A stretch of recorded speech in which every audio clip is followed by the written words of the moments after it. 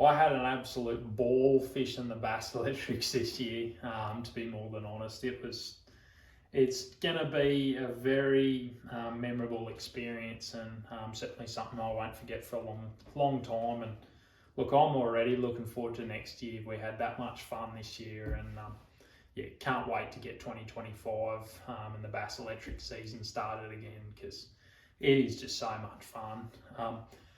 Biggest experience, or most enjoyable experience, I should say, the one that stands out. It's sort of more of a recurrent theme with all the most enjoyable things that happen through the year, and that'd be just camping and fishing with Luke and Nikki Stickland. So, they're awesome people, and great anglers, both in their own right, and yeah, had a lot of fun fishing with them this year, and camping and all the things that do go along with it. So that'd sort of be the big one that does stand out. And obviously, I mentioned the camping and that sort of thing. All the people that you meet through the year who fish these comps from all walks of life. It's certainly been a highlight, meeting a lot of new people and getting to know them, and that's sort of something that I'm really looking forward to again next year, is meeting more people and catching up with the great mates I've sort of made this year. So that'd be a big one. Competitively, AOY is obviously the standout. Something that's been a lot of work and a lot of years sort of in the making. You do strive to try and be consistent in every single tournament that you do. So it's a relief, and certainly very rewarding to finally get that one to seal the deal on an AOY. So yeah, that's certainly the big one, is that Angler of the Year title, and being consistent through the year is certainly a massive thing for me.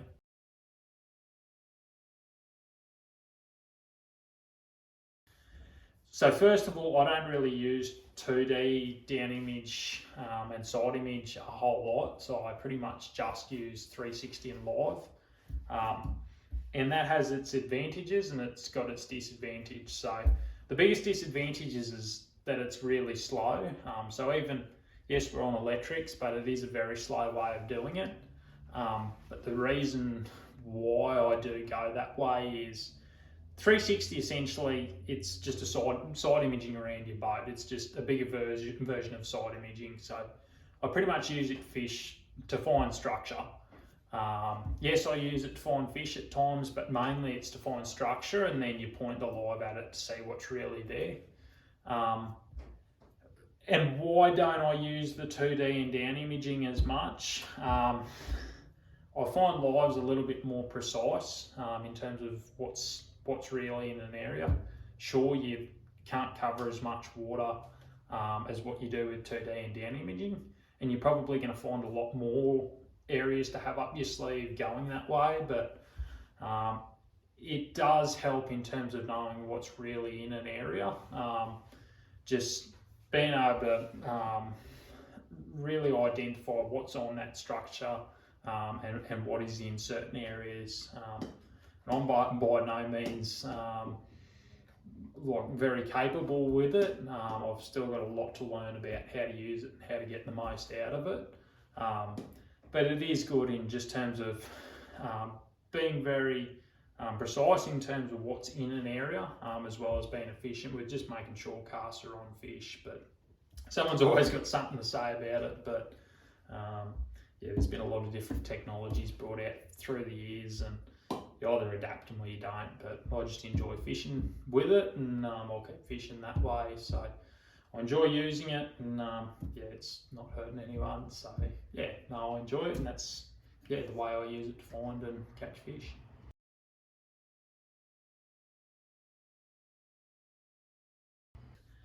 Probably the biggest thing, and it was a conscious decision I did make prior to the start of this year, and have sort of been working towards it for quite a while now, was just trying to fish as many tournaments sort of as possible this year. And the key reason for that, whether it was Bass Electric or or the Kubi Classic just up the road, or any of the QFFTs. It was just trying to put myself in a competitive mindset as much as possible. So social fishing and competitive fishing are so very different. Like, social fishing teaches you a lot about fish behaviours, but the thing with comp fishing is you've got to try and every decision has to be so calculated. It's the timing, it's where to be when, it's making the change at the right time, it's getting to a certain bank before a competitor. There's so many things that go into it, and it's just trying to make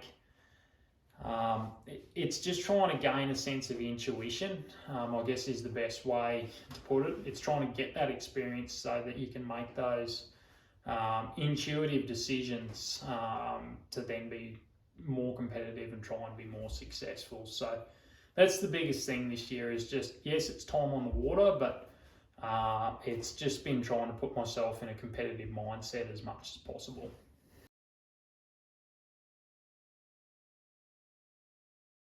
Pretty easy.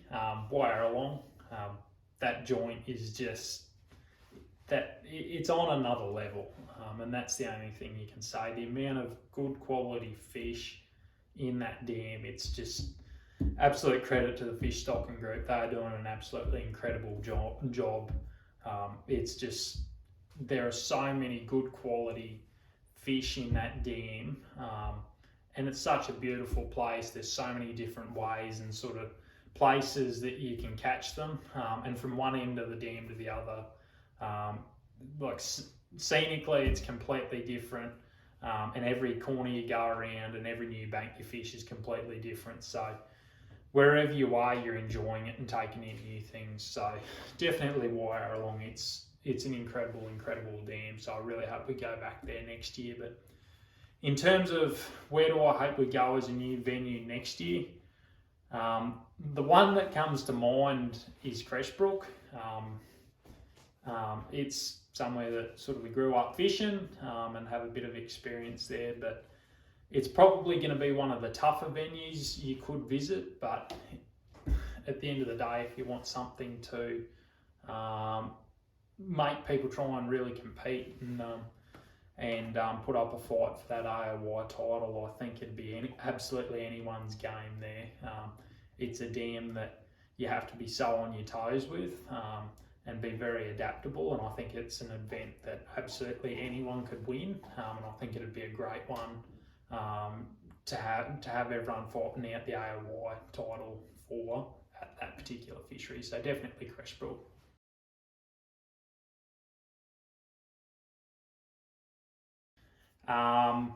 Maroon didn't pre-fish that one. I think it had been about a year since I fished it prior to the competition, so it'd been about a year since I'd been there. Hins I'd never been to in my life. Did a lot of research online, and you try and talk to people that you trust with how they think it might play out, or who have a bit of experience there. You do talk to those people and do a lot of research online, looking at YouTube, interviews from previous tournaments and that sort of thing, looking at maps, looking at your contour shading and that sort of thing. So you do a lot of research, but didn't get an opportunity to pre-fish that one, unfortunately. Things were just a little bit busy comp-wise prior to that one. Richmond, I didn't get an opportunity to pre-fish that one either, which it sort of didn't really go the way that you would have envisioned. But that's the beauty of comp fishing, is that you just continually learn every single time. So no, I didn't pre-fish that one. Luke spent a bit of time there in the ABT that was held a few days earlier. So he had a bit of a look around in that one, and certainly had a few pointers in terms of what we could try during the comp, and how to fish certain techniques that were effective during that ABT. Warrawong, I spent a fair bit of time there prior to that comp. I think I spent about 5 days there pre-fishing. So it was the first one that I sort of pre-fished. Simple reason for that is it's a pretty big dam, and I knew that there was a lot of anglers with a lot of experience, like a huge amount of experience on that dam. Your Adrians, your Chesleys, your Christians that have a huge amount of experience on that dam. So I sort of didn't want to be rocking up flying blind in that one, simply because of the fact I had absolutely no idea on how it was going to fish during the tournament, whether it was going to be shallow, deep, schooling, trees, how it was really going to play out. So I spent a fair bit of time there on that one and covered a lot of water, just trying to find those X factor areas. Mulgara, I spent 1 day out there prior to pre-fish ban, which it's the old thing, like sometimes pre-fishing is advantageous and other times it isn't. Mulgara, that bite just did a complete 180. We'll catch them deep in certain areas. Didn't really find them in any of those spots on pre-fish day, so had to really adjust and scramble there and try and figure something out literally last minute to try and be competitive there. So Luke spent a bit of time there pre-fishing Mulgara as well, but again that bite completely flipped in that time, the 2-week pre-fish ban, and we really had to just try and adapt and figure out something new. So yeah, pre-fished a few of them, but yeah, the 3 at the start of the year were just pretty much went in flying blind. So yeah, certain ones it helps, but like I said, sometimes it's advantageous and other times it isn't. You sort of just, it's more so you got to keep spots and things up your sleeve and just try and know what features of the dam exist and what is where, so that you can try and run to that in the comp when a certain bite or a certain technique does seem to be working. So that's what happened at Mulgara.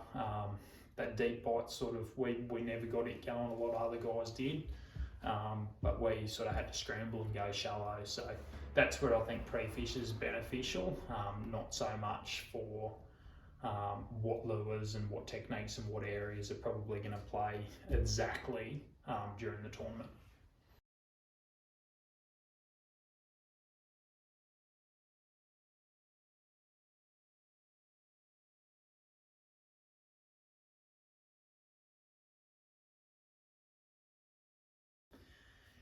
Yes and no.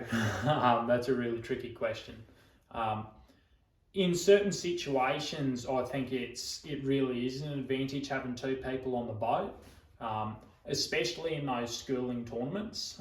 So, say Hins, Maroon to an extent with those deep fish, and Mulgara to an extent. Not that we really got that deep bite worked out.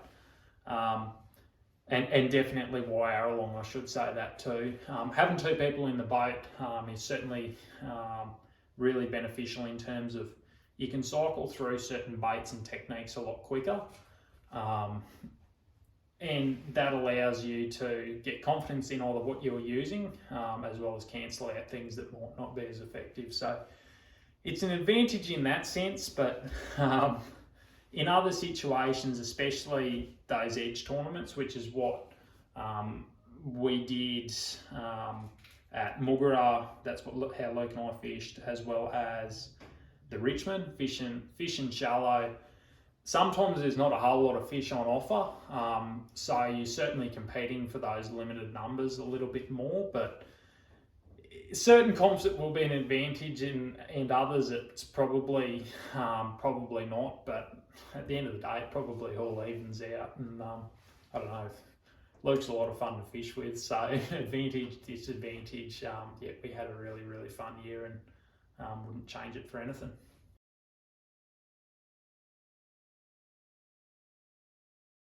The most obvious one that sort of comes to mind would be just have a go, to be honest with you.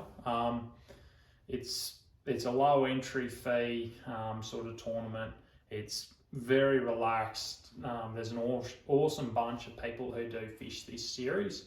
everyone's really, really laid back and accommodating. So it is a great place if you're thinking about getting involved in tournament fishing for the first time, or whether you want to go and be competitive. It's a great environment. It really, really is. I can't speak highly enough for everyone who is fishing that series. So have a crack. If you've got a boat, take the boat. If you've got a kayak, there's so many great fishermen who fish this series on kayaks and who are extremely competitive. If you don't have a boat or you don't have a kayak, reach out to Corey as the tournament director. Reach out to the anglers. See whether someone's got a spare spot on the boat. There's a lot of people who jump on a boat with someone, whether it's just for one comp or for the whole series. There's a lot of opportunities to get involved. So definitely have a crack. And if you've got any questions, queries, or you just want to see whether anyone's got a spot, send Corey a message and he'll address those questions, queries, and concerns. So absolutely have a crack.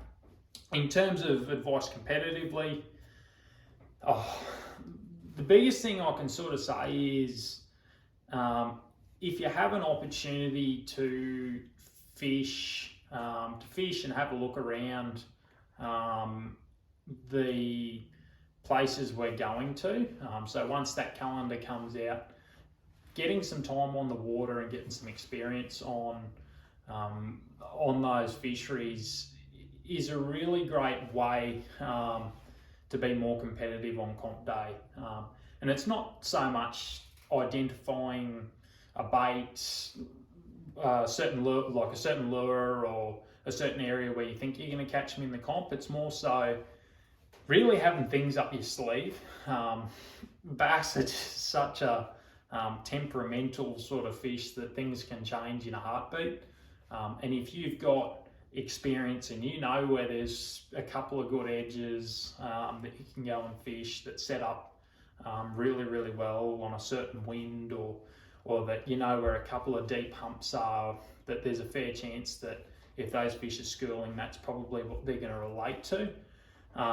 If you know that stuff and have that in the back of your mind, that when things change or you need to scramble last minute in the comp to go and get a bag of fish, that's the biggest thing, that you've got experience there that you can go and run to those areas and make those split-second decisions. So time on the water is sort of the biggest thing that I can sort of recommend. Time on the water, just in general, and just time on the water on those dams and rivers that we do go to. So yeah, that'd sort of be the two things that come to mind in terms of giving advice to someone thinking about having a crack at the Bass Electrics.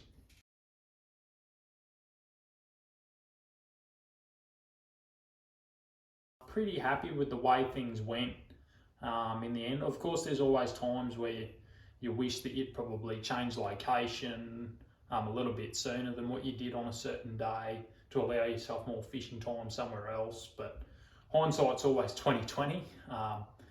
There's days where you wish that you might have had more areas up your sleeve, but at the end of the day, we trusted our gut a lot of the time and tried to make the best out of what we had up our sleeve. So probably the biggest thing, I don't know whether it's a change, but certain places you probably wish that you had more experience to rely on when that bite did get really tough. Especially the two that stand out is Hins and the Richmond.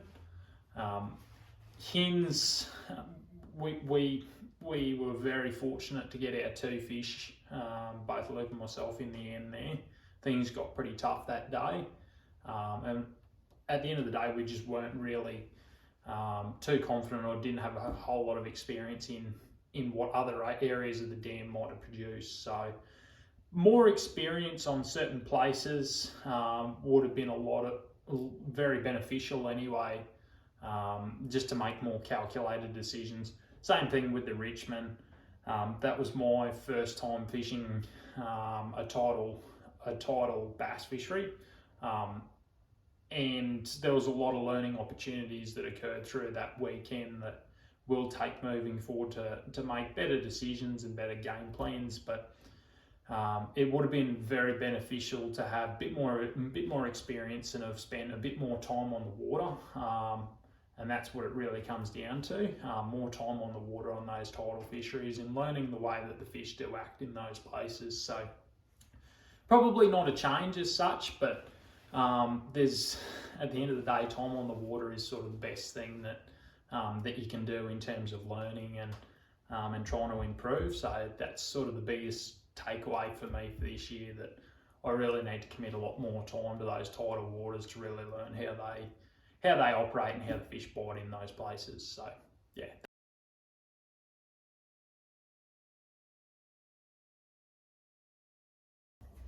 So to wrap up, I really just want to thank all of this year's event sponsors. So for the round sponsors, obviously, Baramba Lures, Chase Baits, Ugly Fish Eyewear, Jackal Australia and Dyer Australia. Thank you very much for your support this year. For the Director's Choice Award, we had Dog and Gun Coffee, so thank you very much for your support of that award. Hot Bite and Hide Up Fishing for their contributions through the year as well. That really is appreciated. As well as Wilson for the AOY prize pack, thank you very much. And Mercury Avatar and Bluefin Boats for their sponsorship of the major prize that's actually going to be drawn in a few weeks now. So thank you very much for that. I also want to thank obviously Corey, the Bluefin fishing team, and Brad from Bluefin for all your work behind the scenes with making these events happen. Each and every angler really does appreciate it, and are really grateful for it. So thank you very much.